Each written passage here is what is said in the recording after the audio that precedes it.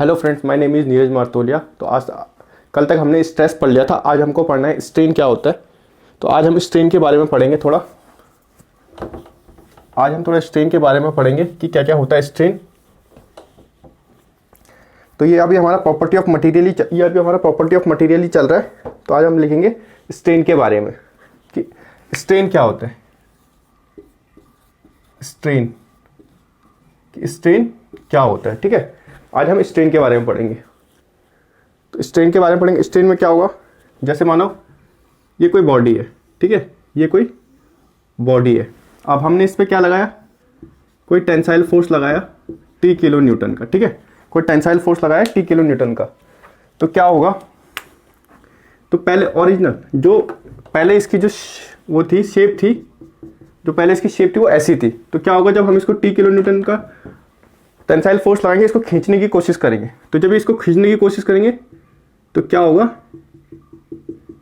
इसकी डायमेंशंस में चेंजेस आ जाएंगे, इसके डायमेंशन में चेंज आ जाएंगे, ठीक है। इसके डायमेंशन में चेंज आएंगे तो मानो कि पहले ये क्या था, पहले ये L लेंथ का था, ठीक है, पहले ये L लेंथ का था। अब क्या हो जाएगा, ये इसमें क्या हो गया, चेंजेस आ गए, डिफॉर्मेशन आ गया, ठीक है। इसमें क्या आ गया, इसमें डिफॉर्मेशन आ गया, ठीक है, इसमें डिफॉर्मेशन आ गया। तो क्या होगा, डिफॉर्मेशन आएगा तो ये क्या हो जाएगा, डेल्टा एल डिफॉर्मेशन आ गया। डेल्टा एल क्या होगी, इसकी लेंथ बढ़ गई, ठीक है, डेल्टा एल लेंथ बढ़ गई, डेल्टा एल लेंथ बढ़ गई। डेल्टा का मतलब ही होता है चेंज, ठीक है। जैसे हमने हाइड्रोलॉजी में पढ़ेंगे तो उसमें क्या होता है, डेल्टा एस होता है, उसका मतलब क्या होता है, change in storage, change in storage. अगर इसमें पढ़ेंगे हम, डेल्टा एल क्या होता है, चेंज इन लेंथ, ठीक है, चेंज इन लेंथ। और अगर हाइड्रोलॉजी के उसमें पढ़े हम, हाइड्रोलॉजी से पढ़े तो हम उसमें क्या बोला जाता है, चेंज इन स्टोरेज बोला जाता है, ठीक है, चेंज इन स्टोरेज बोला जाता है, ठीक है, चेंज इन स्टोरेज बोला जाता है। अब डेल्टा का मतलब पता चल गया आपको, डेल्टा मतलब क्या था, चेंज, ठीक है। अब क्या होगा कि ये हमने इसमें T किलो न्यूटन का टेंसाइल फोर्स लगाया था, तो क्या हो गया, डेल्टा एल लेंथ बढ़ गई, इंक्रीज हो गई। अब क्या होगा कि अगर कि कोई और एक और बॉडी है, एक और बॉडी है, यहां पे मान लो एक और बॉडी है, ये कोई एक और बॉडी है। अब हमने क्या किया, इसमें कंप्रेशन फोर्स लगा दिया। क्या करा हमने, इस पे हमने कंप्रेशन फोर्स लगा दिया C किलो न्यूटन का, ठीक है। तो फिर क्या होगा, अब ये इसको दबाने की कोशिश करेगा, तो दबाएगा तो क्या होगा,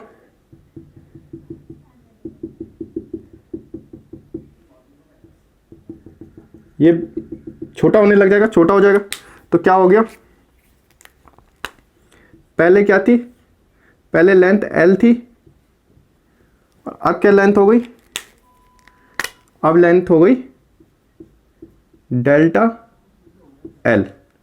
अब क्या हो गया, कंप्रेशन के केस में क्या हुआ, कंप्रेशन के केस में हुआ कि जो डेल्टा एल है वो लेंथ कम हो गई, ठीक है, डेल्टा एल लेंथ कम हो गई। डेल्टा मतलब ही क्या होता है, change in storage, change in length. अगर स्ट्रेंथ ऑफ मटेरियल के उसमें देखें तो चेंज इन स्ट्रेंथ होते हैं, अगर हाइड्रोलॉजी में देखें डेल्टा के बारे में तो होता है चेंज इन स्टोरेज, ठीक है। अब क्या होता है, यही होता है स्ट्रेन का मतलब, ठीक है। स्ट्रेन का मतलब क्या होता है, जब किसी बॉडी पे, जब हम किसी भी बॉडी पे, ठीक है, स्ट्रेन का मतलब होता है जब हम किसी भी बॉडी पे एक्सटर्नल लोड लगाएं। ये क्या है, हमारे एक्सटर्नल लोड है, एक्सटर्नल लोड लगाएं और उस बॉडी में क्या होगा, डिफॉर्मेशन हो जाएगा, ठीक है। एक्सटर्नल लोड लगाने की वजह से उस बॉडी में क्या होगा, डिफॉर्मेशन होगा। तो जो उस बॉडी में डिफॉर्मेशन उत्पन्न होगा, जो उस बॉडी में डिफॉर्मेशन होगा, तो उसी को हम क्या कहते हैं, स्ट्रेन कहते हैं। जैसे स्ट्रेन का मतलब क्या होता है, स्ट्रेन का मतलब होता है, स्ट्रेन का मतलब होता है, स्ट्रेन का मतलब होता है, स्ट्रेन का मतलब होता है change in length upon original length. ये अलग अलग क्राइटेरिया में, अलग अलग चीज़ों में आएगा। जैसे किसी में एरिया एरिया वाली बात होगी तो change in area upon original area होगा। वॉल्यूमेट्रिक वैल्यू में change in volume upon original volume होगा, ऐसे में होगा, ठीक है, ठीक है। अगर हम इसको ऐसे लिखें तो वो ज़्यादा अच्छा रहेगा, लेंथ ना लिख के ये लेंथ वाले टर्म में आ जाएगा। अगर हम इसको ऐसे लिखें, change in dimension upon original dimension, change in dimension upon original dimension क्या होता है, स्ट्रेन होता है हमारा, ठीक है। Change in dimension upon original dimension क्या होता है, हमारा स्ट्रेन होता है, ठीक है। ये हमारा स्ट्रेन होता है, ठीक है। अब थोड़े इसके बारे में लिख लेते हैं एक बार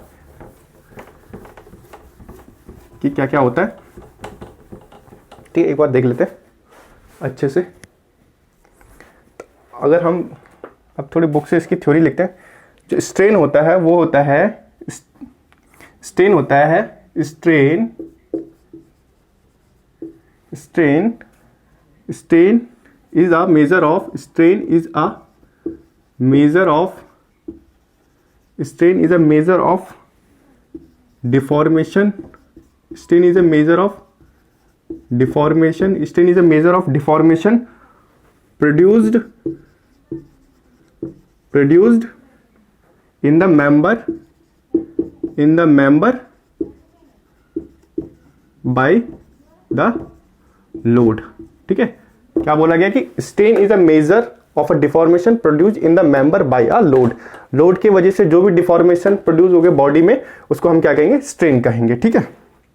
उसको हम क्या कहेंगे, स्ट्रेन कहेंगे। अब क्या दूसरा इसमें लिखना, फर्स्ट पॉइंट ये हो गया। सेकंड पॉइंट लिखना, strain is the ratio of, strain is the ratio of, strain is the ratio of change in dimension, change in dimension, strain is the ratio of, sorry हाँ ऐसे भी लिख सकते हैं, strain is the ratio of change in dimension upon, change in dimension upon original dimension, ठीक है। Change in dimension upon original dimension, ठीक है।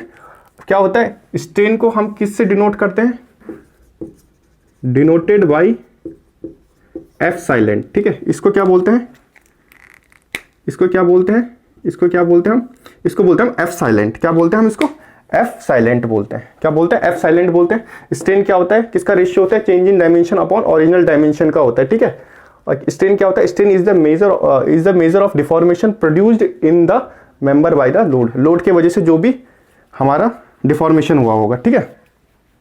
अब क्या होगा आगे देखते हैं थोड़ा स्ट्रेन में,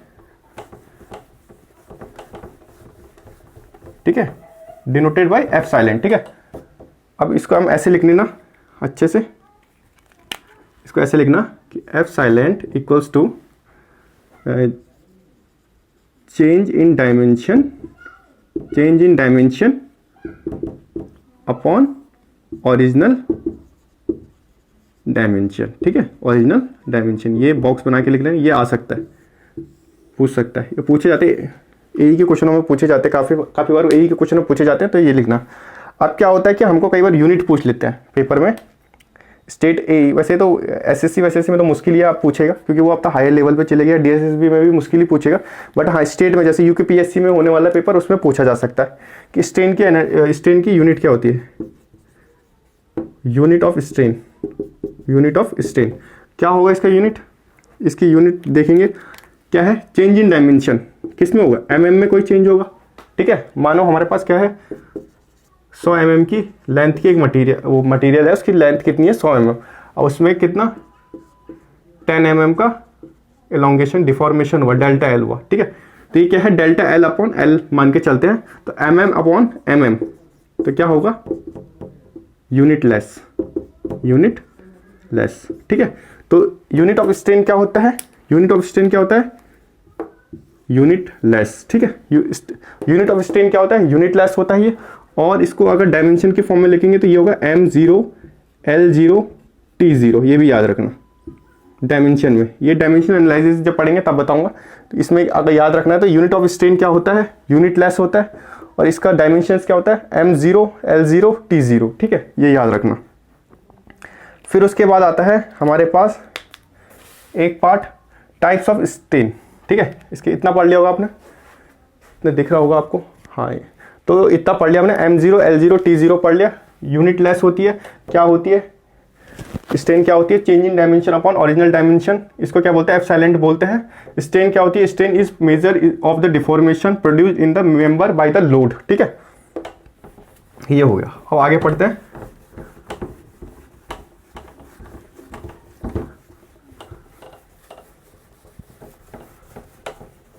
आगे पढ़ेंगे हम टाइप्स ऑफ स्ट्रेन, ठीक है। आगे पढ़ेंगे हम, आगे पढ़ते हैं हम टाइप्स ऑफ स्ट्रेन, ठीक है। आगे पढ़ेंगे हम types of strain, types of strain, ठीक है। तो दो टाइप के होंगे, जैसे स्ट्रेसेस में बताया था मैंने आपको, एक होगा एक्चुअल, एक होगा एक्चुअल स्ट्रेन, एक होगा एक्चुअल स्ट्रेन, और एक होगा हमारे पास इंजीनियरिंग स्ट्रेन, ठीक है। एक होगा हमारे पास इंजीनियरिंग स्ट्रेन। इसको हम लोग नहीं पढ़ना, इसको नहीं पढ़ना, हमको क्या पढ़ना है, इंजीनियरिंग स्ट्रेन पढ़ना है, ठीक है। हमको इंजीनियरिंग पढ़ना है। फिर भी मैं बता देता हूँ, जो एक्चुअल स्ट्रेन होता है, जो एक्चुअल स्ट्रेन होता है वो क्या होता है, एफ साइलेंट ए, ठीक है। अगर थोड़ा ढंग से लिख देता हूँ तो क्या होता है, ये होता है epsilon a equals two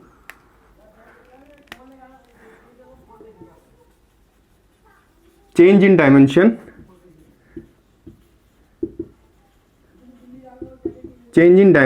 upon actual strain की बात कर रहा हूँ। एक्चुअल स्ट्रेन में क्या होता है, चेंज इन डायमेंशन, मैंने स्ट्रेसेस में बताया था, ये क्या होता है, आफ्टर लोडिंग की बात करता है। तो ये क्या है इसमें, F silent A change in dimension upon equals two upon original dimension after loading की मतलब आफ्टर लोडिंग के बाद डायमेंशन में कितनी चेंजेस हुई है, ओरिजिनल डायमेंशन में कितनी चेंजेस हुई है वो देखेंगे हम, ठीक है।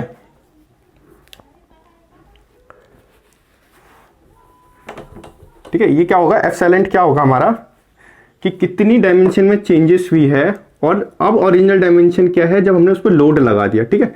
जब मान लो कि अगर हम बात करें ये है, ठीक है, अगर हमने इस पर लोड लगा दिया तो क्या हुआ, ये थोड़ा आगे तक बढ़ जाएगा।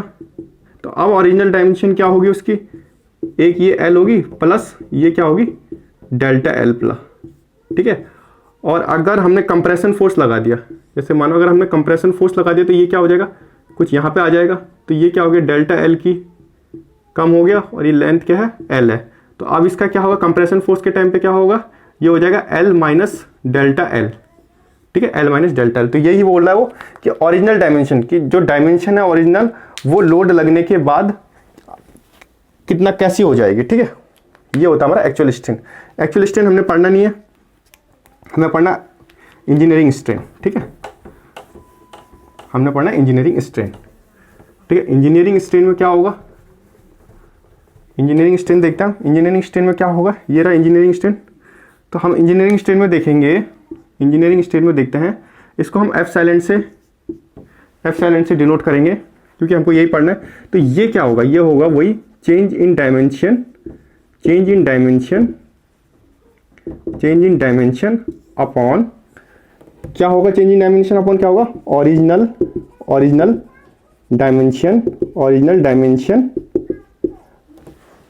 डायमेंशन बिफोर लोडिंग, ठीक है, बिफोर लोडिंग। तो यही हमको पढ़ना होता है, डेल्टा एल बाई एल जैसे पढ़ते हैं हम, या डेल्टा वी बाई एल, या डेल्टा ए बाई ए, या डेल्टा डी बाई डी, ये वाले हम इसको इसमें ही पढ़ते हैं सारा, ठीक है। Change in dimension upon original dimension before loading. अगर हमने जैसे ये है, अभी तो ये एल है, अभी हमने इस पर कोई भी लोड नहीं लगाया हुआ, जैसे हम इस पर कोई लोड लगाएंगे ये क्या हो जाएगा, थोड़ा डिफॉर्मेशन हो जाएगी इसमें, ठीक है। बट यहाँ क्या लेना हमने, इंजीनियरिंग स्ट्रेन में क्या लेना, चेंज इन डायमेंशन, और जो उसकी पहले डायमेंशन थी, कब, जब उसमें हमने लोड ही नहीं लगाया। जब इसमें लोड ही नहीं लगाया होगा तो उसमें क्या डायमेंशन होगी, इसकी एल होगी, लेंथ की, ठीक है, एल लेंथ की डायमेंशन होगी उसकी, एल लेंथ की डायमेंशन होगी उसकी, ठीक है। अब इसमें थोड़ा सा लिख लेते हैं, ये लिख लिया होगा आपने। अब जो लिखने वाली चीज है, अब जो लिखने वाली चेंज है, केस वन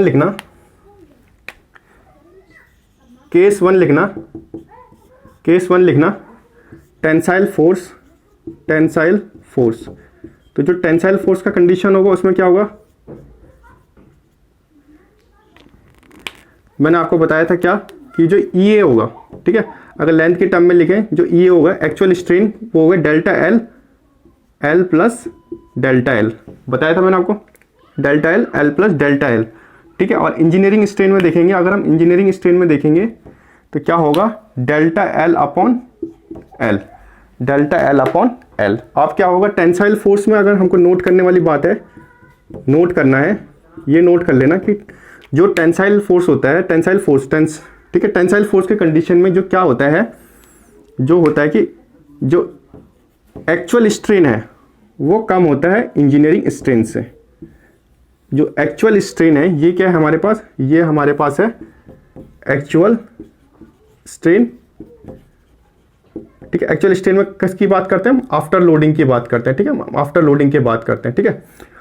और ई में क्या है, इस स्ट्रेन में क्या है, ये हमारे पास इंजीनियरिंग स्ट्रेन है, इंजीनियरिंग स्ट्रेन है। इसमें किसकी बात करते हैं हम, इसमें किसकी बात करते हैं हम, इसमें हम बिफोर लोडिंग की बात करते हैं, इसमें हम किसकी बात करते हैं, बिफोर लोडिंग की बात करते हैं, ठीक है। इसमें हम किसकी बात करते हैं, बिफोर लोडिंग की बात करते हैं। तो क्या हुआ, ई अपॉन ई ए एक्चुअल स्ट्रेन क्या होगा, लेस होगा। अब कैसे होगा, अब मानो कि ये अगर दो है, ठीक है, ये 2 mm का, ठीक है, और इसमें 2 mm का डिफॉर्मेशन हो गया, 2 mm का क्या हो गया, डिफॉर्मेशन हो गया। तो 2 + 2 कितना हो जाएगा, 4 हो जाएगा। तो ये कितना आ जाएगा, ये 1/2 हो जाएगा, 1/2 हो जाएगा ना ये एक्चुअल स्ट्रेन। और अगर 2 mm का डिफॉर्मेशन हुआ, और मानो कि 2 mm का डिफॉर्मेशन यहाँ हुआ, 2 mm की लेंथ थी और 2 mm का डिफॉर्मेशन, तो 4 हो जाएगा, 1/2 आ जाएगा आंसर।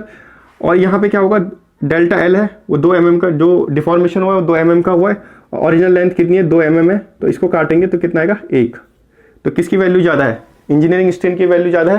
तो इसीलिए क्या होता है, टेंसाइल फोर्स के कंडीशन में जो एक्चुअल स्ट्रेन होता है वो लेस देन इंजीनियरिंग स्ट्रेन होता है, ठीक है। एक्चुअल स्ट्रेन क्या होता है, लेस देन इंजीनियरिंग स्ट्रेन होता है, ठीक है। अब इसके आगे देखते हैं कंप्रेशन फोर्स का केस, ठीक है, ये लिख लिया होगा आपने, ठीक है। अब मैं आपको थोड़ा लिखाता हूँ आगे, ये याद कर लेना कि एक्चुअल स्ट्रेन कब बड़ा होता है कब छोटा होता है, क्योंकि ये पेपर में आते हैं। दूसरा केस है हमारे पास केस 2 है कंप्रेसिव फोर्स का, कंप्रेसिव फोर्स का, ठीक है, कंप्रेसिव फोर्स का। इसमें क्या होगा, हमको सबसे पहले पता है ये क्या होगा, ये होगा length delta L L minus delta L. क्यों, देखो जैसे अगर ये बॉडी है, अगर इसमें कंप्रेशन फोर्स लग रहा है, तो क्या होगी, अगर हम यहाँ पे मान के चलिए एक हमने फिक्स कर रखा है यहाँ पे, और इसमें कंप्रेशन फोर्स लग रहा है, तो क्या होगा, जो लेंथ पहले यहाँ थी वो लेंथ यहाँ आ जाएगी कुछ, ठीक है, वो लेंथ कुछ यहाँ आ जाएगी। कितने का डिफॉर्मेशन हो गया, डेल्टा एल का डिफॉर्मेशन हो गया। ओरिजिनल लेंथ क्या थी पहले, एल थी, ठीक है, ये है एल में से जब डेल्टा एल माइनस कर देंगे तो तब वैल्यू आ जाएगी हमारी, ठीक है।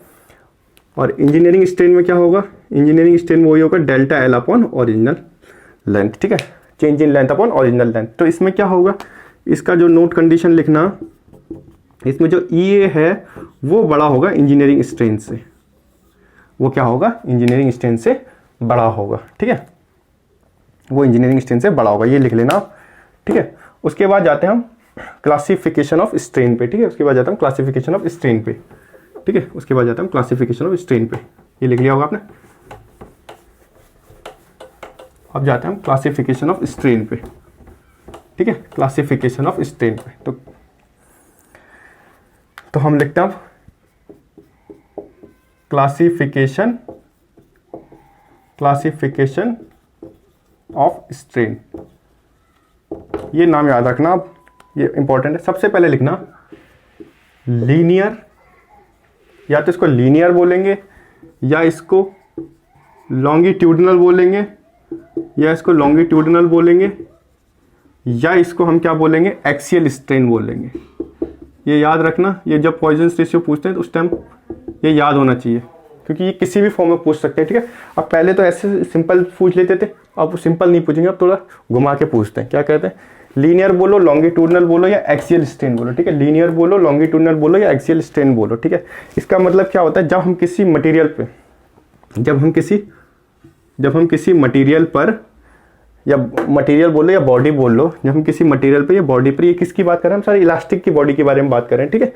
तो जब किसी बॉडी पर या मटेरियल पर डायरेक्ट स्ट्रेस लगाते हैं, हम डायरेक्ट स्ट्रेस लगाते हैं, ठीक है, डायरेक्ट स्ट्रेस लगा के हमने इसको खींचा, ठीक है, डायरेक्ट स्ट्रेस लगा के हमने इसको क्या मतलब लगा लो, डायरेक्ट स्ट्रेस लगा लिया हमने और इसको खींच दिया हमने, खींच रहे हैं हम, ठीक है, इसको तो खींच रहे हैं, ठीक है, इसको हम खींच रहे हैं, या तो हम खींचेंगे या तो हम दबाएंगे, या तो हम टेंसाइल फोर्स देंगे या तो हम इसको कंप्रेशन फोर्स देंगे, ठीक है, या हम इसको कंप्रेशन फोर्स देंगे, क्या देंगे, कंप्रेशन फोर्स देंगे, या हम इसको टेंसाइल फोर्स देंगे। टेंसाइल फोर्स में क्या होगा, खींचेंगे, और कंप्रेशन फोर्स में क्या करेंगे, हम इसको दबाएंगे, ठीक है। तो क्या होगा, फोर्स की डायरेक्शन में, तो फोर्स की डायरेक्शन में जो स्ट्रेन उत्पन्न होगा, ये डायरेक्शन किसकी है, फोर्स की, तो इसी की डायरेक्शन में जब हमारा जो फोर्स की डायरेक्शन में जो स्ट्रेन उत्पन्न होगी, उसी को क्या कहेंगे हम, लीनियर स्ट्रेन कहते हैं, ठीक है, उसी को क्या कहते हैं हम, लीनियर स्ट्रेन कहते हैं, उसको क्या कहते हैं। तो मैं आपको बताता हूँ, लीनियर लॉन्गिट्यूडिनल एक्सियल स्ट्रेन, ठीक है, उसमें क्या होता है, अगर हम उसको खींचेंगे टेंसाइल फोर्स लगाएंगे या इसको कंप्रेशन फोर्स देंगे, क्या करें, दबाएंगे, तो क्या होगा, फोर्स की डायरेक्शन में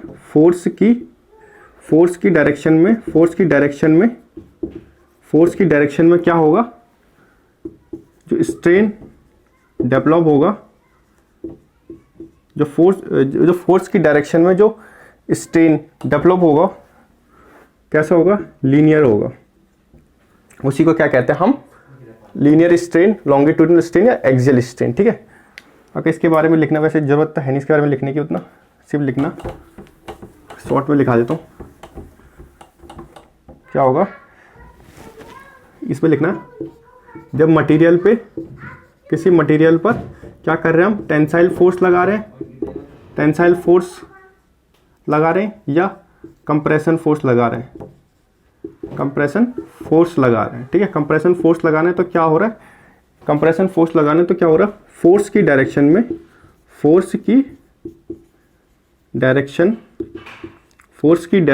क्या हो रहा है,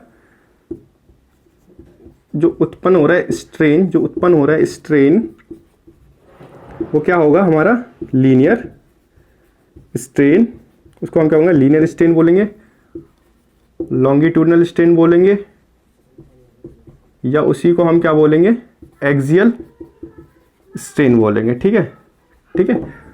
अब हम अगर बात करें लेंथ की, उसमें लीनियर स्ट्रेन क्या होगा हमारा, delta L, change in length upon original length, ठीक है, change in length upon original length, ठीक है, change in length upon original length होगा हमारा, ठीक है, change in length upon original length, ठीक है, ये होगा हमारा, ठीक है। अब इसके बाद देखेंगे हम लेटरल स्ट्रेन के बारे में, कि लेटरल स्ट्रेन क्या होता है और ट्रांसवर्स स्ट्रेन क्या होता है।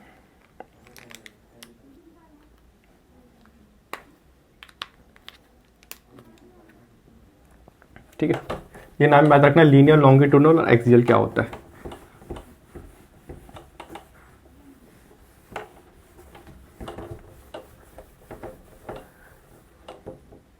दूसरा है हमारे पास लेटरल और, या तो लेटरल बोल लो, या तो ट्रांसवर्स बोल लो, या तो नॉर्मल स्ट्रेन बोल लो। ये नाम याद रखना, सारे इंपॉर्टेंट है, ठीक है। या तो लेटरल बोल लो, या तो ट्रांसवर्स बोल लो, या नॉर्मल स्ट्रेन बोल लो। तो क्या होता है कि जैसे ये कोई बॉडी है या मटेरियल है, जब हम इस पर क्या करेंगे, कोई एक्सटर्नल फोर्स लगा के इसको खींचेंगे, या तो हम इसको दबाएंगे, ठीक है, टेंसाइल फोर्स लगा के खींचेंगे, या तो कंप्रेशन फोर्स लगा के इसको दबाएंगे, तो क्या होगा, जो होगा फोर्स की डायरेक्शन में, जो भी फोर्स की डायरेक्शन होगी,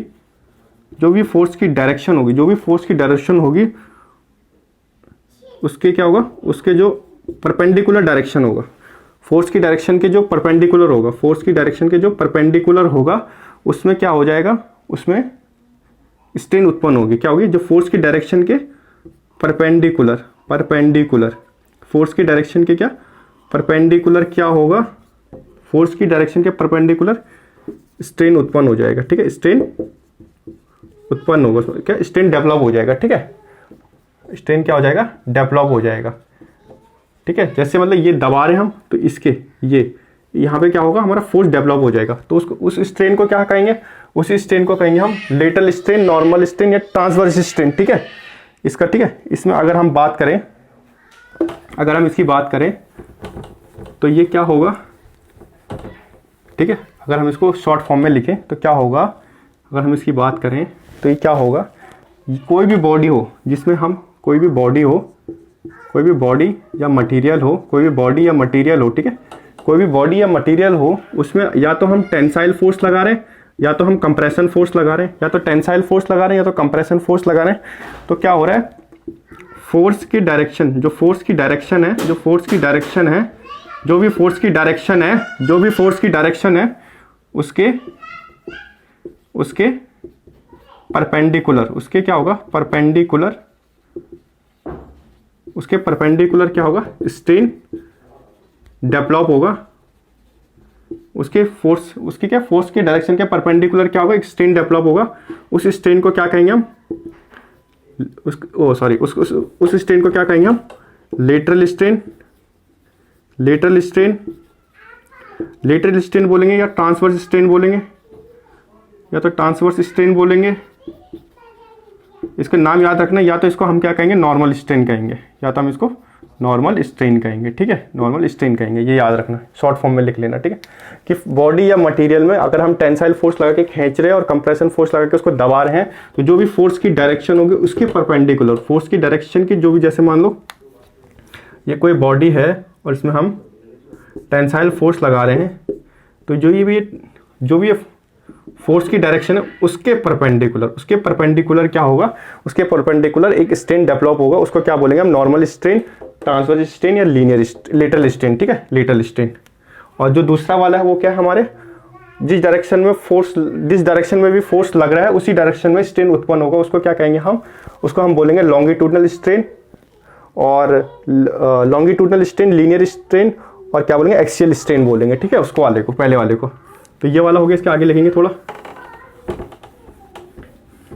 उसमें क्या हो रहा था, उसमें जो अगर हो रहा था उसमें फोर्स के डायरेक्शन के अलोंग हो रहा था, ठीक है, तो उसमें लेंथ की टर्म्स में आ रही थी। तो इसमें क्या होगा, इसमें जो स्ट्रेन डेवलप होगा, जो लेटरल स्ट्रेन की बात करें, तो जो लेटरल स्ट्रेन की बात करें वो क्या होगा, वो होगा change in width, change in width, change in width upon original width, ठीक है, change in width upon original width. या तो हम इसको ऐसे भी लिख सकते हैं, लेटरल स्ट्रेन, लेटरल स्ट्रेन, ठीक है, change in width upon original width, ठीक है, या तो विड्थ की टर्म में लिख लो, या तो इसको लिख लो change in thickness, change in thickness upon original thickness, change in thickness upon original thickness, या तो इसके टर्म्स में हम इसको लिख सकते हैं, ठीक है, change in thickness upon original thickness, ठीक है, या तो हम इसके टर्म्स में लिख सकते हैं। अब आगे जो है, आगे आता है, अगर जैसे मान लो ये हमने किसकी बात करी, ये हमने बात कर ली किसी रेक्टेंगुलर बॉडी की, ठीक है, कोई रेक्टेंगुलर बॉडी है, कोई रेक्टेंगुलर बॉडी है, मान लो ऐसी कोई बॉडी है। अगर अब इसमें, अगर इसी कंडीशन में अगर हमारे पास डायमीटर की बात हो जाए, ठीक है, सर्कुलर चीज की बात हो जाए, तब हम कैसे लिखेंगे, ठीक है, अगर हम, ये तो हमने रेक्टेंगुलर की बात कर ली, change in width upon original width या change in thickness upon original thickness, ठीक है। अगर हमारे पास सर्कुलर का केस आ जाए, अगर हमारे पास सर्कुलर का केस आ जाए तो हम कैसे लिखेंगे, तब हम लिखेंगे lateral strain, lateral strain equals to क्या होगा, change in diameter, change in diameter upon original diameter, ठीक है, डेल्टा डी बाई डी, ठीक है, delta d by d, change in diameter upon original diameter, ठीक है।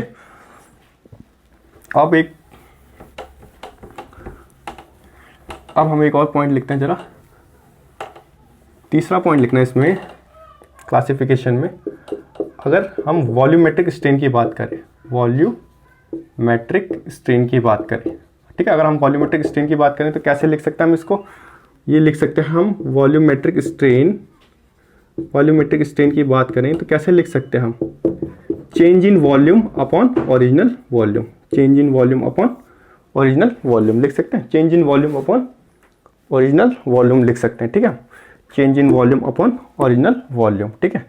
अब इसमें एक पॉइंट था, चेंज इन वॉल्यूम अपॉन, इसमें एक चीज़ लिखना, इसमें जो एक नोट पॉइंट लिखना, ये पेपरों में आ सकता है, इसमें एक नोट पॉइंट लिखना, ये बुक में लिखा हुआ है इंपॉर्टेंट डाल के, आज तक तो पूछा नहीं किया, बट आप पूछ सकते हैं कभी कभार।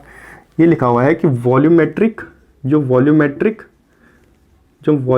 स्ट्रेन होता है, volumetric strain is the algebraic volumetric strain is the algebraic sum of volumetric strain is the algebraic sum of three principal strain, ठीक है, 3 प्रिंसिपल स्ट्रेन्स। ठीक है, इसमें क्या लिखा गया, वॉल्यूमेट्रिक स्ट्रेन जो भी वॉल्यूमेट्रिक स्ट्रेन होता है वो क्या होता है, एल्जेब्रिक सम होता है किसका, 3 प्रिंसिपल स्ट्रेन का। ठीक है, 3 प्रिंसिपल स्ट्रेन का क्या होता है, एल्जेब्रिक सम होता है। कौन होता है, वॉल्यूमेट्रिक स्ट्रेन। अब क्वेश्चन में कैसे पूछेगा, अगर क्वेश्चन में पूछ लेगा, जैसे कोई क्वेश्चन आ गया कभी कि यहाँ पे से ये नाम हटा देगा, ठीक है, यहाँ से ये नाम हटा देगा, ठीक है, ये नाम हटा देगा, पूछ लेगा कि dash is the algebraic sum of 3 principal strain, तो क्या होगा हमारे पास, वॉल्यूमेट्रिक स्ट्रेन। ठीक है, वॉल्यूमेट्रिक स्ट्रेन। और वॉल्यूमेट्रिक स्ट्रेन क्या होता है, change in volume upon original volume. ठीक है, change in volume upon original volume. ठीक है, उसके बाद आगे एक और है,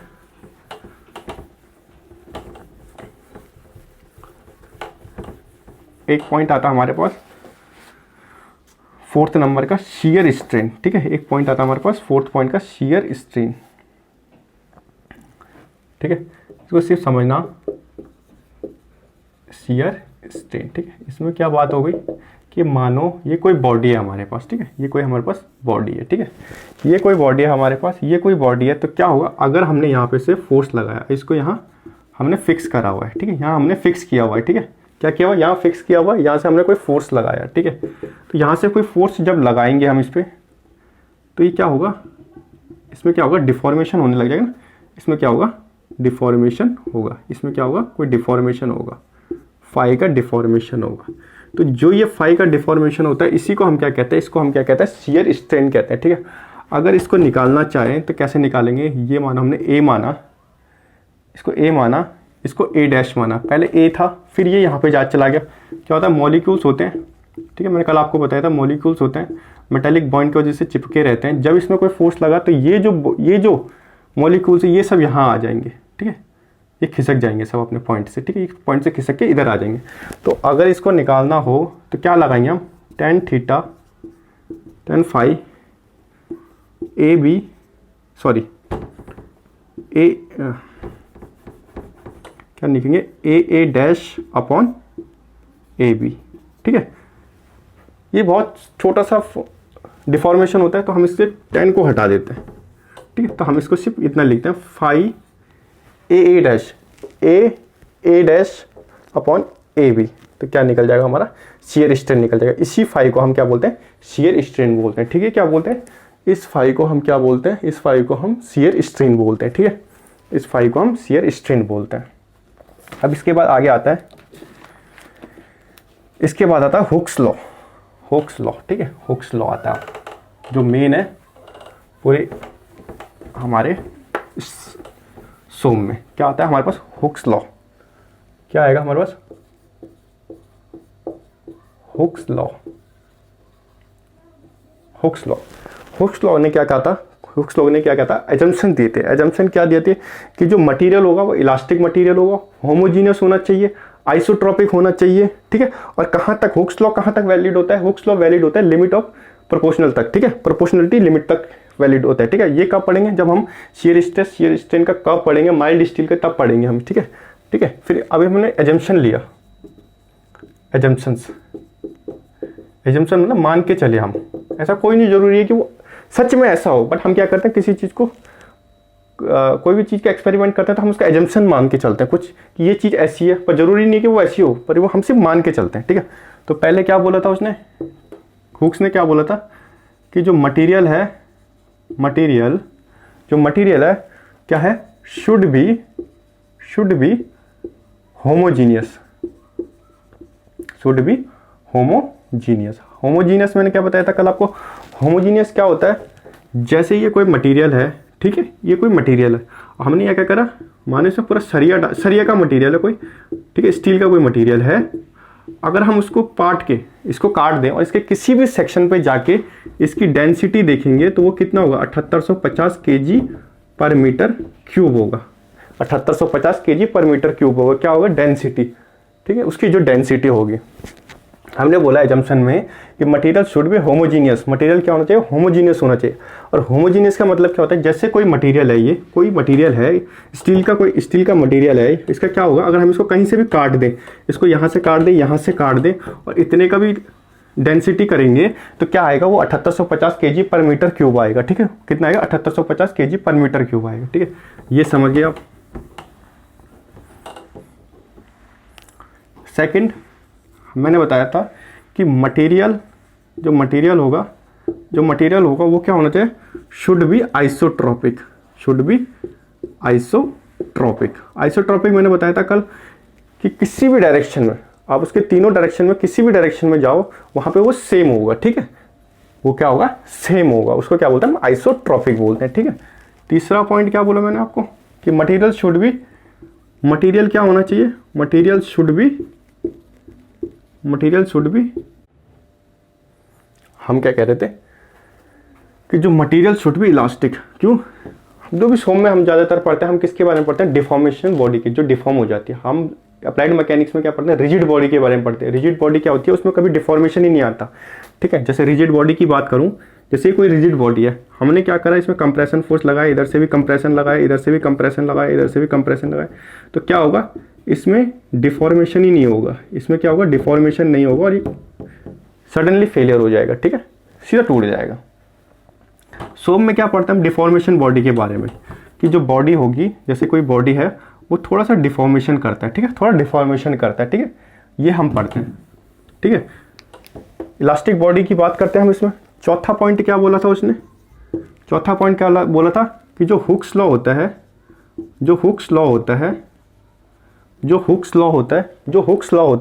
वो कहाँ तक वैलिड होता है। हमने क्या बोला, हमने हुक्स लॉ में पढ़ा, हुक्स लॉ कहाँ पे तक वैलिड होता है, Hooke's law is valid up to कहाँ पे तक होता है, लिमिट ऑफ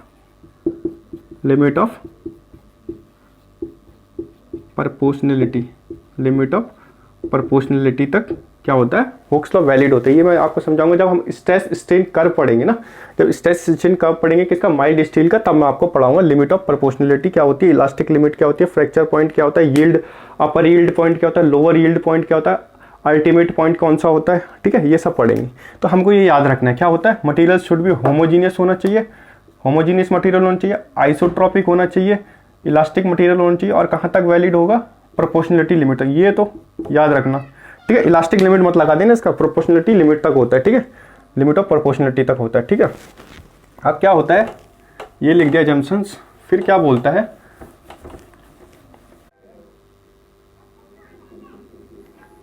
ठीक है, हुक्स लॉ क्या बोलता है, हुक्स लॉ बोलता है कि जो स्ट्रेस होता है,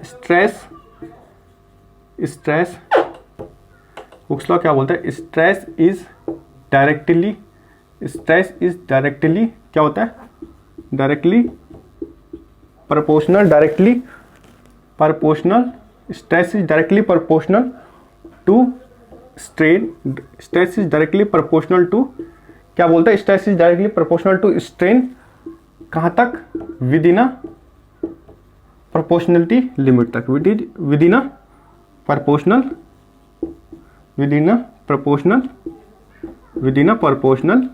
लिमिट। ठीक है, within a proportional limit तक क्या होता है, वैलिड होता है। ठीक है, ठीक है, इसने क्या बोला, हुक्स लॉ ने क्या बोला, हुक्स लॉ ने बोला जो स्ट्रेस होता है वो डायरेक्टली प्रोपोर्शनल होता है किसके, स्ट्रेन के। ठीक है, क्या बोला, जो स्ट्रेस होता है, हुक्स लॉ ने क्या बोला, जो stress is directly proportional to the strain within a proportionality limit, कि प्रोपोर्शनल लिमिट तक क्या होता है, जो स्ट्रेस होता है वो डायरेक्टली प्रोपोर्शनल टू स्ट्रेन होता है, मतलब जितना स्ट्रेस बढ़ेगा उतना स्ट्रेन भी बढ़ेगा। अब क्या पॉइंट हो गई, अगर हम इस प्रोपोर्शनल को हटाएं, ठीक है, इस प्रोपोर्शनल को हटाएं अगर हम, तो क्या आएगा, हमारे पास एक कांस्टेंट आता है। ठीक है, E upon F silent, E into F silent. ठीक है, ये E क्या होता है, ये E होता है यंग्स मॉडुलस। क्या होता है, यंग्स मॉडुलस। एफ साइलेंट क्या हो गया हमारे पास, स्ट्रेन हो गया। ये क्या हो गया हमारे पास, स्ट्रेस हो गया हमारे पास, ठीक है। ये क्या हो गया हमारे पास, स्ट्रेस हो गया। ई क्या हो गया हमारे पास, यंग मॉडुलस हो गया। ई क्या हो गया हमारे पास, यंग मॉडुलस हो गया। और ये क्या हो गया, एफ साइलेंट क्या हो गया हमारे पास, स्ट्रेन हो गया। ई क्या है, एक कांस्टेंट है, ठीक है। ई क्या हमारे पास कांस्टेंट है, एक कांस्टेंट है, ठीक है। इसके बारे में बताता हूँ मैं आपको कि ई हमारे पास क्या है, एक कांस्टेंट है हमारे पास। ई क्या है हमारे पास, एक कांस्टेंट है, ठीक है। इसको यंग्स मॉडुलस बोल दो या मॉडुलस ऑफ इलास्टिसिटी भी बोलते हैं इसको, ठीक है। यंग्स मॉडुलस बोल दो या मॉडुलस ऑफ इलास्टिसिटी भी कहते हैं, ठीक है। अब इसके बारे में लिखते हैं थोड़ा कि जो नोट पॉइंट है, एक नोट पॉइंट लिखना, modulus of elasticity, modulus of elasticity, modulus of elasticity, ठीक है। मॉडुलस ऑफ इलास्टिसिटी जिसको हम ई से डिनोट करते हैं, या तो इसको हम यंग मॉडुलस भी बोल देते हैं, ठीक है। यंग्स मॉडुलस बोल दिया, मॉडुलस ऑफ इलास्टिसिटी बोल देंगे, ठीक है। तो क्या होगा, ई सी किसकी बात कर रहे हैं हम यहाँ पे, कंक्रीट की, इलास्टिसिटी इन कंक्रीट की, ठीक है, ठीक है। हम किसकी बात कर रहे हैं, elasticity of concrete, elasticity of concrete की बात कर रहे हैं। ये हमारे आरसीसी में बहुत ज़्यादा पूछे जाते हैं, तो याद रखना। तो ये ई सी क्या होगा, 5700 अंडर रूट एफ सी के, 5700 अंडर रूट एफ सी के, ठीक है। तो ये किस कोड में क्या कहा है, ये कहा गया IS 456 1978 के कोड में, ठीक है। 1978 के कोड में क्या कहा गया है कि जो ES इलास्टिसिटी ऑफ कंक्रीट है वो कितना 5700 अंडर रूट एफ सी के है, IS 456 1978 के उसमें कहा गया। और elasticity of concrete 5000 under root f c के, ये किस कोड में क्या गया, ये कहा गया IS 456 2000। ये दोनों किसके कोर्स, ये दोनों किसके हैं, ये आरसीसी के कोड है, ठीक है। रेनफोर्स सीमेंट कंक्रीट, इसको बाद में पढ़ेंगे। ये याद रखना कि इलास्टिसिटी इन कंक्रीट, क्योंकि पेपर में कुछ भी पूछ लेगा कि बताओ कि IS 456 1978 के अकॉर्डिंग इलास्टिसिटी ऑफ कंक्रीट क्या होती है, तो वहाँ दोनों चीज़ लिखी होंगी। तो क्या होती है 5700 अंडर रूट एफ सी के। अगर हमसे IS 456 2000 के बारे में पूछ लिया तो हमारे क्या होगा 5000 अंडर रूट एफ सी के होगा, ठीक है। इसी तरीके से अगर हम बात करें, इसी तरीके से अगर हम बात करें इलास्टिसिटी ऑफ स्टील की, ES की, किसकी, इलास्टिसिटी ऑफ स्टील की, इलास्टिसिटी ऑफ स्टील, ये कितना लेते हैं हम, ये लेते हैं हम 2 × 10⁵ न्यूटन पर mm स्क्वायर। ये याद रखना, ठीक है, ये याद रखने वाली चीज़ है। चाहे वो कोई सा भी स्टील हो उसका क्या होगा, पर mm स्क्वायर, ये लेते हैं हम, ठीक है। ये EC के याद रखना 456 के लिए, 1978 के लिए ये याद रखना, ठीक है। इलास्टिसिटी ऑफ कंक्रीट ये याद रखना, इलास्टिसिटी ऑफ स्टील ES क्या होता है 2 × 10⁵ न्यूटन पर mm स्क्वायर, न्यूटन पर mm स्क्वायर, ठीक है। ये याद रखना। अब आगे और बढ़ते हैं। आगे आता है हमारे पास इलास्टिक कांस्टेंट। इलास्टिक कांस्टेंट क्या क्या होते हैं, ठीक है। इलास्टिक कांस्टेंट क्या क्या होते हैं, ये तो हमेशा आते हैं एग्जाम में, ये तो इंपॉर्टेंट है, इसको याद रखना। ज़्यादा थ्योरी में मत जाना इसके, ऐसा कुछ है नहीं कोई PhD करनी है, ठीक है ना। सिंपल याद रखना, तो पेपर में पूछे जाता है, पेपर में यही आने वाला है, ठीक है। सबसे पहले याद रखना जो मैंने आपको पहला बताया था, सबसे पहले ये क्या है हमारे पास, ये है हमारा इलास्टिक कांस्टेंट। क्या है हमारे पास, इलास्टिक कांस्टेंट, ठीक है। ये हमारा क्या है, इलास्टिक कांस्टेंट, ठीक है। सबसे पहला हमारे पास है यंग्स मॉडुलस, यंग्स मॉडुलस, और इसको क्या बोलते हैं हम, इसी को हम बोलते हैं modulus of elasticity, modulus of elasticity, ठीक है। यंग्स मॉडुलस बोल लो या मॉडुलस ऑफ इलास्टिसिटी बोलो, बात एक है। डिनोट करते हैं हम इसको किससे, ई से, ठीक है, ई से। ये क्या होता है, ये ई होता है, ये किसका होता है रेशियो, ये होता है direct stress upon direct strain, या तो स्ट्रेस अपॉन स्ट्रेन, या तो स्ट्रेस अपॉन स्ट्रेन बोले। कैसे, मतलब ये स्ट्रेस है, ये सीखा था ना हमने, उसमें क्या होता है, स्ट्रेस क्या होता है, डायरेक्टली प्रोपोर्शनल होता है स्ट्रेन के, ठीक है, स्ट्रेन के डायरेक्टली प्रोपोर्शनल होता है। जब हम ये डायरेक्टली प्रोपोर्शनल का साइन हटाएंगे तो क्या आएगा हमारे पास, एक कांस्टेंट आएगा। वो कांस्टेंट क्या, ई। जब हम इस ई को चाहिए, अगर हमको ई निकालना है तो क्या हो जाएगा, स्ट्रेस अपॉन स्ट्रेन हो जाएगा ना, स्ट्रेस अपॉन स्ट्रेन हो जाएगा। ठीक है, स्ट्रेस अपॉन स्ट्रेन हो जाएगा। तो यही लिखा हुआ है मैंने। ये क्या होता है, हमने हुक्स लॉ में पढ़ा था कि हुक्स लॉ क्या बोल रहा था कि जो स्ट्रेस होता है वो डायरेक्टली प्रोपोर्शनल होता है किसके, स्ट्रेन के। कहाँ तक, लिमिट ऑफ प्रोपोर्शनलिटी तक। ठीक है, और वो ये बात इसमें कही गई, अगर हमने ये डायरेक्टली प्रोपोर्शनल हटाया तो इक्वल टू का साइन आया और क्या आया हमारे पास, एक कांस्टेंट आया। वो कांस्टेंट का नाम क्या है, ई। वो उसको क्या बोलते हैं, यंग मॉडुलस बोलते हैं या मॉडुलस ऑफ इलास्टिसिटी कहते हैं। जब हमको ये मॉडुलस ऑफ इलास्टिसिटी चाहिए तो क्या होगा, ये यहाँ से जाके नीचे आ जाएगा। तो क्या होगा, मॉडुलस ऑफ इलास्टिसिटी क्या होगा, stress upon strain, stress upon stress strain. ठीक है, ठीक है। पेपर में कई बार क्या करता है, जैसे एई के पेपरों में देखेंगे, हमने देखा एक तो ये लिख लेना, एक और लिख लेना, क्या कभी कभी नाम घुमा के लिख देता है। क्या लिख देता है, direct stress upon direct strain लिख लिया, या स्ट्रेस अपॉन स्ट्रेन लिख लेगा, या तो ऐसा लिख देगा normal stress upon normal strain, normal stress upon normal strain, या तो ये लिख देगा normal stress upon normal stress upon normal strain. एक ये पॉइंट भी आता है। ठीक है, एक पॉइंट ये आ जाएगा कि E equals to direct stress upon direct strain, या तो E equals to normal stress upon normal strain. ठीक है, ये पॉइंट हो गया। अब इसके बाद आते हैं हम मॉडुलस ऑफ रिजिडिटी या शियर मॉडुलस। ठीक है, हमको कुछ पता नहीं करना है क्या होता है क्या नहीं होता, ज़्यादा इसके बारे में जानना नहीं है। ठीक है, हमको सिर्फ जो पेपर में आता है वो याद रखना है। ठीक है, जो पेपर में होता है वो याद रखना। और यूकेपीएससी का पेपर हो, चाहे एसएससी का पेपर हो, चाहे डीएसएसबी का पेपर हो, सब जगह पूछा जाएगा ये। ठीक है, सेकंड पॉइंट क्या है हमारे पास, modulus of rigidity, modulus of rigidity, या हम इसको क्या बोलते हैं, शियर मॉडुलस। हम इसको क्या बोलते हैं, शियर मॉडुलस। दोनों यहाँ नाम याद रखना, कभी भी कुछ भी पूछ सकता है। मॉडुलस ऑफ रिजिडिटी या शियर मॉडुलस, इसको हम किससे डिनोट करते हैं, इसको हम डिनोट करते हैं जी से। ठीक है, जी क्या होता है, अब हम इसको कैसे लिखेंगे, जी क्या होता है, ये होता है हमारे पास, ये हमारे पास क्या होता है, मॉडुलस ऑफ रिजिडिटी या शियर मॉडुलस। क्या होता है हमारे पास, ये होता है हमारे पास shear stress upon shear strain.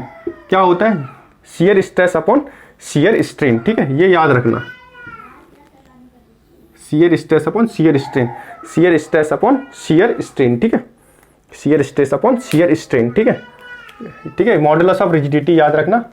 अब इसके बाद क्या आता है, अब इसके बाद क्या आता है, अब इसके बाद क्या आता है, तीसरा पॉइंट आता है हमारे पास बल्क मॉडुलस। एक नाम आता है हमारे पास, क्या आता है, बल्क मॉडुलस। एक पॉइंट आता है हमारे पास बल्क मॉडुलस। ठीक है, बल्क मॉडुलस किसके नाम से, के से हम डिनोट करते हैं। ठीक है, modulus of rigidity shear modulus को हम जी से डिनोट करते हैं, यंग मॉडुलस या मॉडुलस ऑफ इलास्टिसिटी को हम ई से डिनोट करते हैं। और जो ई क्या होता है हमारे पास, जो ई होता है वो हमारे पास होता है स्ट्रेस अपॉन स्ट्रेन, जिसको हम डायरेक्ट स्ट्रेस अपॉन स्ट्रेन भी बोल लो या नॉर्मल स्ट्रेस अपॉन स्ट्रेन भी बोल सकते हैं। ठीक है, फिर दूसरा आता है हमारे पास मॉडुलस ऑफ रिजिडिटी या शियर मॉडुलस, उसको हम जी से डिनोट करते हैं। उसमें क्या लिखा रहता है, उसमें होता है shear stress upon shear strain लिखा रहता है। अब आ गया हमारे पास बल्क मॉडुलस, जिसका नाम है के। तो के क्या होता है, के होता है हमारे पास, के क्या होता है हमारे पास, के होता है हमारे पास, ये होता है हमारे पास direct stress, direct stress, direct stress upon volumetric strain. ठीक है, direct stress upon volumetric strain. ठीक है, direct stress upon volumetric strain. Volumetric strain मैंने बताया था आपको, वॉल्यूमेट्रिक स्ट्रेन क्या होता है, delta we by V, change in volume upon original volume. ठीक है, तो कैसे लिखेंगे हम इसको, के इक्वल्स टू जो डायरेक्ट स्ट्रेस होगा उसको कैसे लिखेंगे हम, सिग्मा से। इसको क्या लिखेंगे हम, वॉल्यूमेट्रिक स्ट्रेन को लिखेंगे d delta we by v, आगे जाके क्या बन जाएगा ये,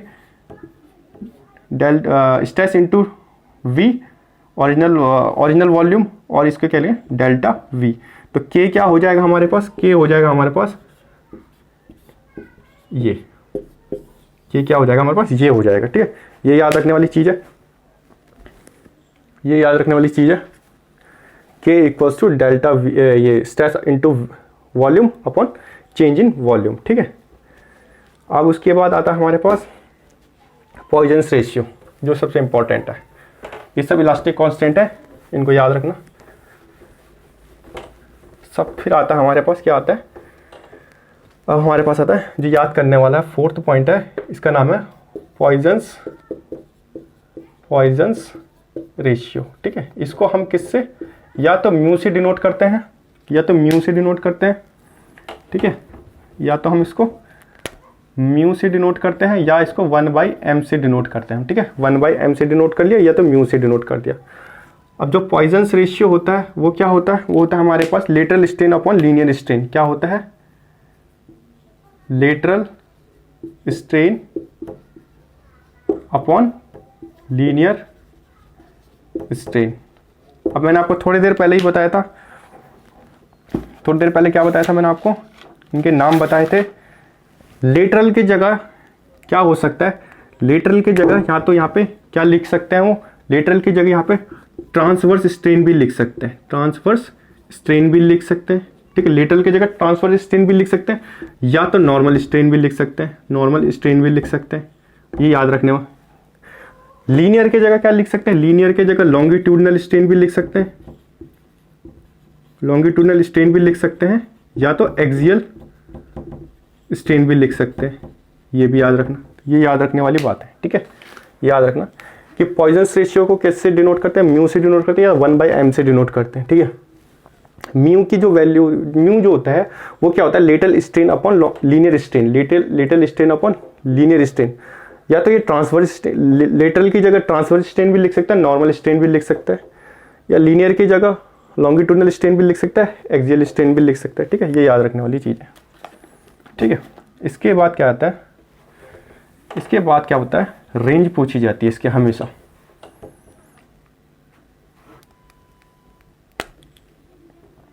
ठीक है, इसकी पॉइजन्स रेशियो की रेंज पूछी जाती है। रेंज क्या होती है पॉइजन्स रेशियो की, ये होती है हमारे पास -1 to 0.5, -1 to 0.5 for rheological material, for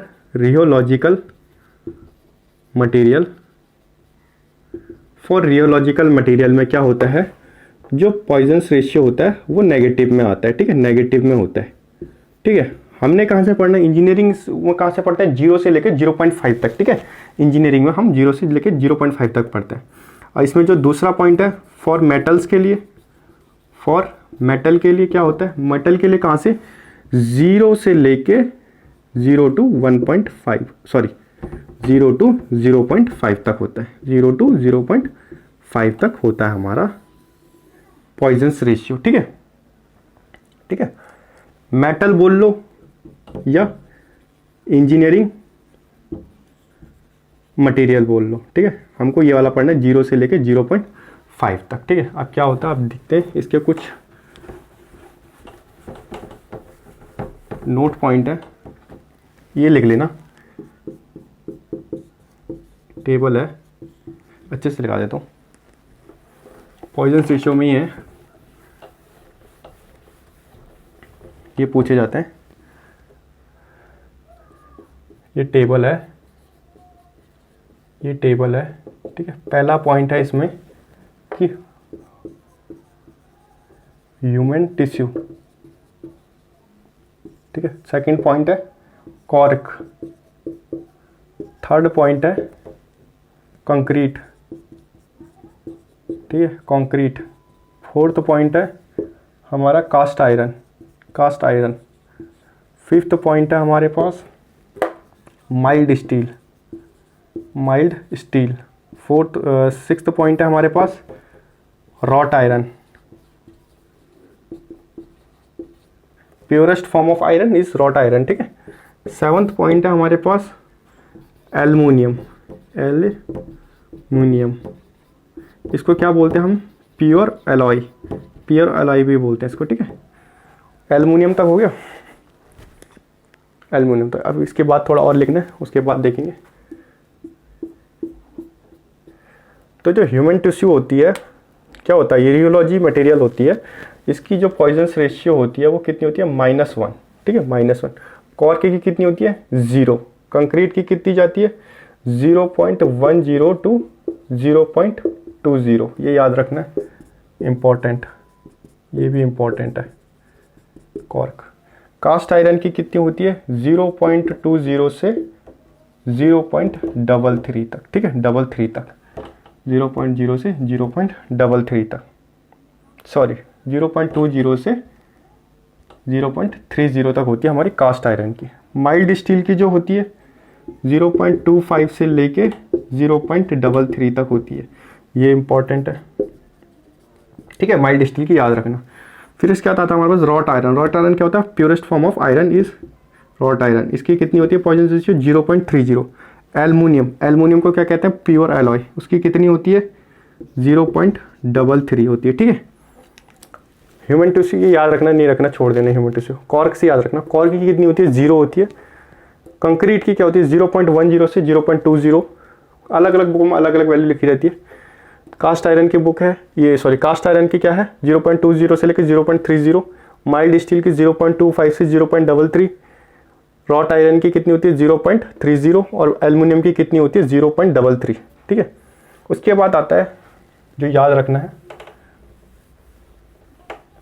उसके बाद एक आता है हमारे पास कॉपर, ये पूछा जाता है।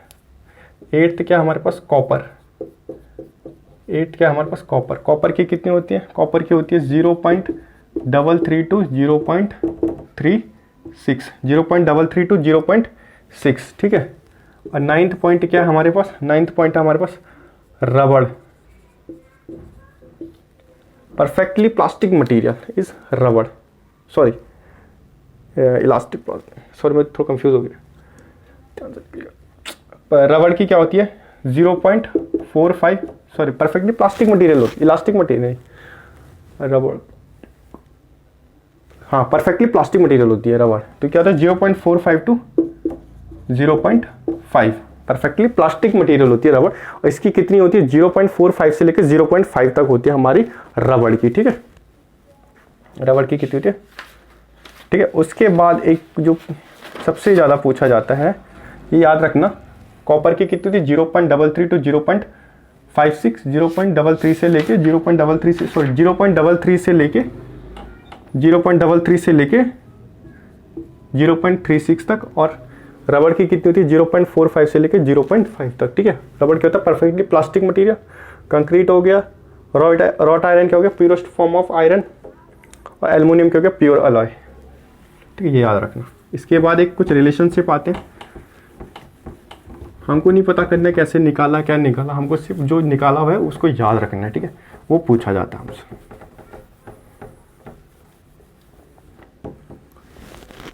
अब हमको पूछा गया यहाँ पे रिलेशनशिप, ठीक है। क्या पूछा गया? रिलेशनशिप। क्या पूछा गया?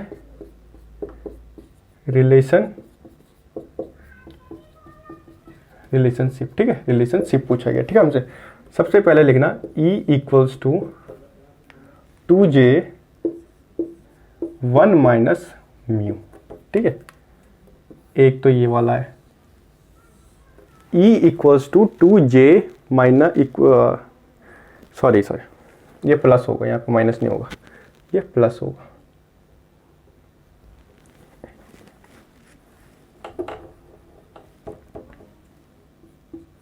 ये क्या लिखा है? E equals to 2J 1 plus mu, ठीक है। ये किसका रिलेशनशिप है? ये रिलेशनशिप है हमारे पास, relationship between Young's modulus of rigidity and Poisson's ratio के बीच में, ठीक है। Young's modulus of rigidity and Poisson's ratio के बीच में रिलेशनशिप है। दूसरा पॉइंट है E equals to 3K 1 minus 2 mu, ठीक है। एक ये वाला हो गया, ये याद रखना है। E equals to 3K 1 minus 2 mu, ठीक है, 1 माइनस 2 म्यू, ठीक है, 1 माइनस 2 म्यू, 1 माइनस 2 म्यू। ये किसके रिलेशनशिप है? ये किसका रिलेशनशिप?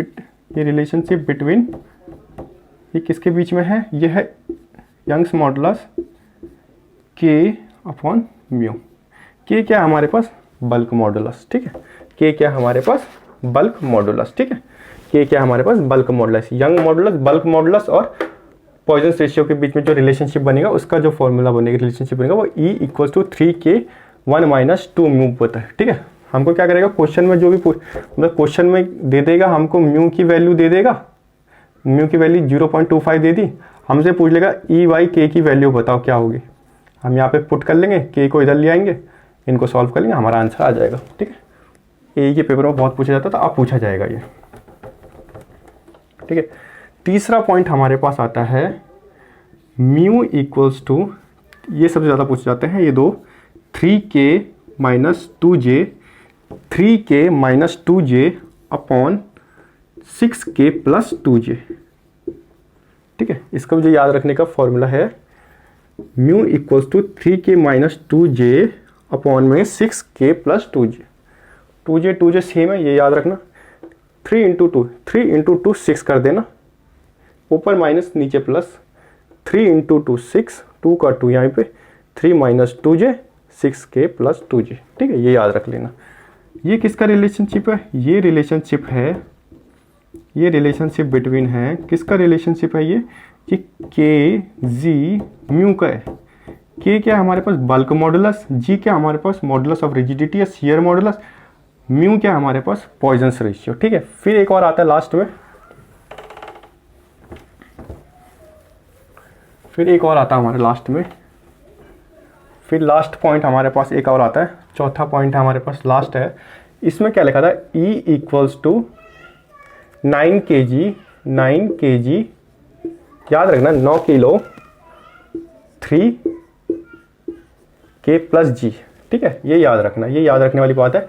कैसे याद रखेंगे हमको, अब हमको जैसे पेपर में आ गया और हम भूल गए, ठीक है, तो हमने कैसे याद रखना है, हमको जैसे ये वाला पूछ लिया तो इसके जैसे कई दे देंगे, हमको ऊपर प्लस दे देगा, नीचे माइनस कर देगा, कुछ भी करके घुमा देगा। ठीक है, वहाँ पे तो हमको क्या याद रखना कि भाई ऊपर माइनस था, कि यह क्या था, ऊपर माइनस था, नीचे प्लस था। अब हमको याद रखना कि ऊपर क्या है, 3K - 2J है, ऊपर क्या है 3K - 2J है, और 2J का नीचे 2J है, 2J के नीचे 2J, और 3 × 2 क्या है 6KG है, 6K है हमारे पास। ठीक है, ये याद रखना। इसमें क्या याद रखना हमको, E हमारे क्या है, E = 9 kg upon 3K + G है हमारे पास। क्या है, हमको E याद रखना, क्या है ऊपर भाई 9 kg है, 9 kg है, नीचे क्या है 3 kg है, 3K + G है हमारे पास। 3 दूना 3 × 3 = 9। ठीक है, 3 × 3 = 9। तो ये किसका रिलेशनशिप है, ये रिलेशनशिप है, ये रिलेशनशिप है, ये रिलेशनशिप बिटवीन किसका है, ये रिलेशनशिप बिटवीन है EJ/K। E क्या है हमारे पास, यंग मॉडुलस, G क्या हमारे पास, shear modulus, modulus of rigidity या शियर मॉडुलस, और K क्या है हमारे पास, K हमारे पास है बल्क मॉडुलस, K क्या है हमारे पास, बल्क मॉडुलस। ठीक फ्रेंड, अगर वीडियो अच्छी लगी होगी आज के लिए इतने रखते हैं, कल पढ़ेंगे फिर हम, इसके बाद पढ़ेंगे हम प्रॉपर्टीज ऑफ मटेरियल में स्ट्रेस स्ट्रेन डायग्राम के बारे में पढ़ेंगे, लिमिट ऑफ प्रोपोर्शनलिटी बताऊंगा, अल्टीमेट पॉइंट बताएंगे, फ्रैक्चर पॉइंट बताएंगे, अपर यील्ड पॉइंट बताएंगे, लोअर यील्ड पॉइंट बताएंगे, कौन से स्ट्रक्चरल स्टील, कौन से स्टील में, कौन से ग्रेड के स्टील में हमारे पास यील्ड पॉइंट नहीं आता, ये बताया जाएगा आपको। ठीक है, आज के लिए इतना काफ़ी है। वीडियो अच्छी लगी होगी तो शेयर करना, सब्सक्राइब करना, लाइक करना, वीडियो को अपने दोस्तों तक शेयर करना। बाकी थैंक यू फ्रेंड।